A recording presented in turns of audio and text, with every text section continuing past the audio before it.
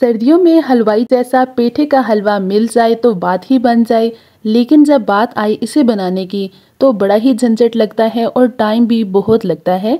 लेकिन आज मैं शेयर करूंगी आपके साथ बहुत ही आसान तरीका, और टेस्ट तो ऐसा कि बिल्कुल पहचान ही नहीं पाएंगे आप कि इसे घर में तैयार किया गया है। तो चलिए अनोखी, मज़ेदार और आसान सी रेसिपी सीखते हैं और बिल्कुल हलवाई जैसा हलवा बनाना स्टार्ट करते हैं। तो हलवा बनाने के लिए सबसे पहले मैंने ले लिया है पेठा। 3 किलो का पेठा यहाँ मैंने लिया है। तो सबसे पहले अहम बात है इसकी कटिंग की, वो किस तरह से होगी। तो देखिए, इसकी कटिंग करना सबसे मुश्किल मरहला होता है। तो जब भी हलवा बनाएंगे तो इस तरह का पेठा बिल्कुल पका हुआ लेना है। तो पहले हम इसे इस तरह से दरमियान से कटिंग कर लेंगे। तो देखिए जी, माशाल्लाह ये कितना प्यारा और अच्छी तरह से बिल्कुल पका हुआ है। तो पेठे डिफरेंट तरह के होते हैं। जितना अच्छे से पका हुआ पेठा आप लेंगे, उसका कलर जितना अच्छा होगा, उतना ही इसका टेस्ट मज़े का आएगा और हलवे का कलर अच्छा आएगा। तो बिल्कुल भी हम इसमें कोई फूड कलर ऐड नहीं करेंगे। चीनी तो इसमें बहुत कम ऐड होगी, घी बहुत कम इसमें ऐड होगा। तो देखिए जी, सबसे पहले हम इसकी कुछ इस तरह से कटिंग कर लेंगे ताकि हमें आसानी रहे इसे पील करने में। रफली इसकी कटिंग करना है, बिल्कुल भी मुश्किल नहीं है। छोटे बड़े स्लाइसेस जैसे भी आप इसे कटिंग करना चाहती हैं, जितने भी पीसेस इसके करना चाहते हैं कर लें। तो इस तरह से करने के बाद हम इसके बीज निकाल लेंगे। तो बीज अच्छी तरह से इसके रिमूव कर लेंगे और फिर हमने इसके बाद इसे करना है पील। तो चलिए जी, मैं इस तरह से इसे कुछ पील कर रही हूँ। तो इस तरह से आप थोड़ा थोड़ा करके इसे पील कर लेंगे तो बहुत आसानी से ये पील हो जाएगा। पेठे का हलवा जब भी हम बनाते हैं तो सबसे मुश्किल काम होता है इसकी कटिंग। तो आप इस तरह से इसकी कटिंग कर लेंगे तो आपको थोड़ा इजी रहेगा हलवा बनाने में और फिर आपको मुश्किल नहीं लगेगा। तो कटिंग भी हमने इसे कर लिया है और पील भी कर लिया है। तो बाकी का काम बहुत आसान है। तो अब हमने इस तरह से, आप कोई भी ग्राइंडर ले लें या कद्दूकशर ले लें, जिससे हम इसे अच्छी तरह से कद्दूकश कर लेंगे। तो जो इसका ये मोटा वाला साइड होता है, इससे हमने इसको अच्छी तरह से कद्दूकश करना है। अच्छी तरह से इसे कद्दूकश कर लेंगे तो हमारा हलवा बहुत मज़ेदार बनेगा और इसका टेस्ट भी बहुत अच्छा होगा। तो देखिए जी, यहाँ जो पेठा है उसे हमने बहुत अच्छी तरह से कद्दूकश कर लिया है और ये देखिए कितना प्यारा लग रहा है। तो हमने ले ली है कढ़ाई, कोई सी भी आप ले सकते हैं। मैं यहाँ नॉन स्टिक ले रही हूँ, आप कोई सी भी ले सकते हैं। फ्लेम को कर लेंगे ऑन। तो अभी हम इसमें ऐड कर लेंगे कद्दूकश किया हुआ पेठा। तो इसे कुछ इस तरह से ऐड करने के बाद हमने क्या करना है, 2 से 3 मिनट के लिए इसे कवर करना है ताकि इसके अंदर स्टीम अच्छी तरह से इकट्ठी हो जाए। और फिर उसके बाद आपने क्या करना है, फ्लेम को बिल्कुल हाई कर लेंगे ताकि जो इनका पानी है वो ड्राई हो जाए। इसे ड्राई करना बहुत ज़्यादा ज़रूरी है। तो हम साथ ही साथ इसकी भुनाई करते रहेंगे और जो इसका पानी है उसे अच्छी तरह से ड्राई कर लेंगे। इस तरह करने से क्या होगा कि जो हलवा है वो कभी भी ख़राब नहीं होगा। और दूसरी मेन और इम्पोर्टेंट बात यह है कि हलवा बहुत ज़्यादा लजीज बनेगा। 5 से 10 मिनट तक आपने इसकी ज़रूर बुनाई करनी है, जब तक कि जो इसका पानी है वो ड्राई नहीं हो जाता।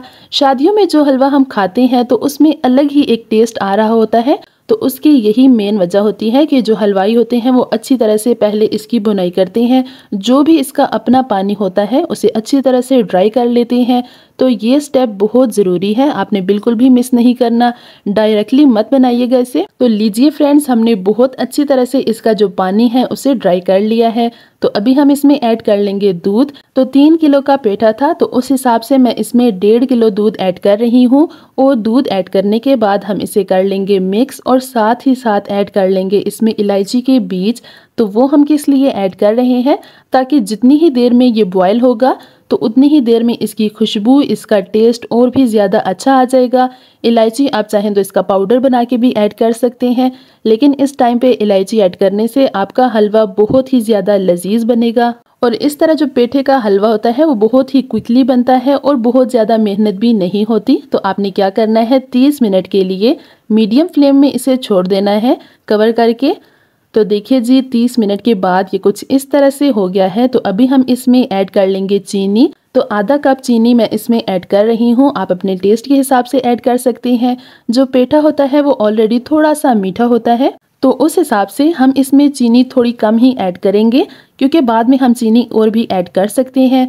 तो चीनी इस टाइम पे ऐड करना बहुत ज़्यादा ज़रूरी है। ये बहुत इंपॉर्टेंट स्टेप है क्योंकि आपको पता ही होगा कि जब चीनी मेल्ट होती है तो वो ब्राउन होना स्टार्ट हो जाती है। तो इसी तरह अगर हम चीनी इस टाइम पे ऐड करेंगे तो वो बहुत ज़्यादा सही होगा। लेकिन जब दूध ड्राई हो जाएगा तो उसके बाद हम इसमें चीनी ऐड करेंगे तो क्या होगा कि जो चीनी का कलर है वो सारा हलवे के साथ खराब हो जाएगा और हलवे का हमारा कलर बहुत ज़्यादा ब्राउन हो जाएगा और इसका टेस्ट भी बिल्कुल भी अच्छा नहीं आएगा।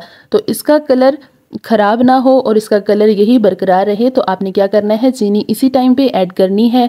दूध के साथ ही ऐड करेंगे तो वो अच्छी तरह से मेल्ट होती रहेगी। तो मुझे यहाँ चीनी जो है वो थोड़ी सी कम लग रही थी तो 2 से 3 टेबलस्पून मैंने इसमें दोबारा ऐड कर ली है। तो देखिए जी, जो हमारा पेठा है वो बहुत अच्छी तरह से गल गया है और अच्छी तरह से कुक हो गया है। तो अभी हम फ्लेम को कर लेंगे हाई ताकि जो भी दूध हमने इसमें ऐड किया है वो पूरी तरह से ड्राई हो जाए। तो दूध जो है वो ड्राई होने के बाद ही हम इसमें घी ऐड करेंगे, वरना जो हमारा दूध है वो फट जाएगा और आपकी पूरी की पूरी मेहनत वेस्ट हो जाएगी। तो देखिए इस टाइम पे मैं इसमें ऐड कर लूँगी कुछ ड्राई फ्रूट्स। आप अपनी मनपसंद ड्राई फ्रूट्स इसमें ऐड कर सकते हैं।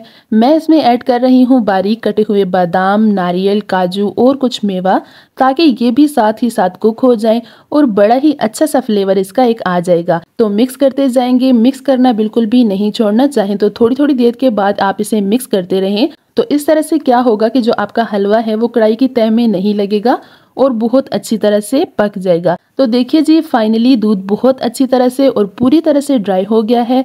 तो अभी हम इसमें ऐड कर लेंगे देसी घी। अगर आपके पास ना हो तो आप दूसरा भी ऐड कर सकते हैं, लेकिन देसी घी ऐड करने से क्या होगा कि इसका टेस्ट बहुत ही अच्छा आता है और हलवा और भी ज़्यादा हेल्दी बनता है और अच्छा बनता है। तो अच्छी तरह से इसे मिक्स कर लेंगे और हम इसकी भुनाई कर लेंगे। तो देखिए कितने मज़ेदार लग रहा है ये। तो देखिए जी, यहाँ हमारा हलवा बहुत ही मज़े का लग रहा है, लेकिन जब ये पूरी तरह से पक जाएगा तो ये और भी मज़े का हो जाएगा। तो तब तक हमने क्या करना है, इसकी भुनाई करते जाना है और अच्छी तरह से इसे पकाना है। हम तब तक इसे पकाएंगे जब तक ये कढ़ाई से अलग नहीं हो जाता और हलवे के साइड पे घी नहीं आ जाता। इसका कलर देखिए कितना प्यारा आ रहा है, बगैर किसी फूड कलर ऐड किए। बहुत ही मज़ेदार सा ये हलवा बनके तैयार होगा। तो देखिए जी, घी साइड पे आना स्टार्ट हो गया है और हमारा बहुत मज़ेदार सा इंस्टेंट पेठे का हलवा तैयार हो गया है। तो बाकी के कुछ ड्राई फ्रूट्स मैं इसके ऊपर से ऐड कर रही हूँ। अब जब कभी भी आपका हलवा खाने का दिल करे तो आप फटाफट से ये हलवा बना सकते हैं। बहुत मज़ेदार सा हलवा तैयार होता है। तो चलिए जी, अभी मैं इसे प्लेट में निकाल लूंगी। गर्मा गर्म मज़ेदार हलवा देखते ही लाल टपक जाए। बिल्कुल हलवाई स्टाइल शादियों वाला हलवा आप घर में तैयार कर सकते हैं। जो भी कोई खाएगा तो आपकी तारीफें करता रह जाएगा। तो हलवा जब भी खाएं गरम करके खाएं, क्योंकि जो हम इसमें घी ऐड करते हैं तो वो इसी तरह से रिलीज होता है। तो आई होप सो कि आपको मेरी आज की रेसिपी पसंद आई होगी। वीडियो पसंद आई हो तो मेक श्योर इसे लाइक करें, ढेर सारे कमेंट करें, अपनी फैमिली और फ्रेंड्स में इसे ज़रूर शेयर करें। मिलूंगी आपसे नेक्स्ट और मज़ेदार सी रेसिपी के साथ। तब तक के लिए टेक केयर, अल्लाह हाफिज़।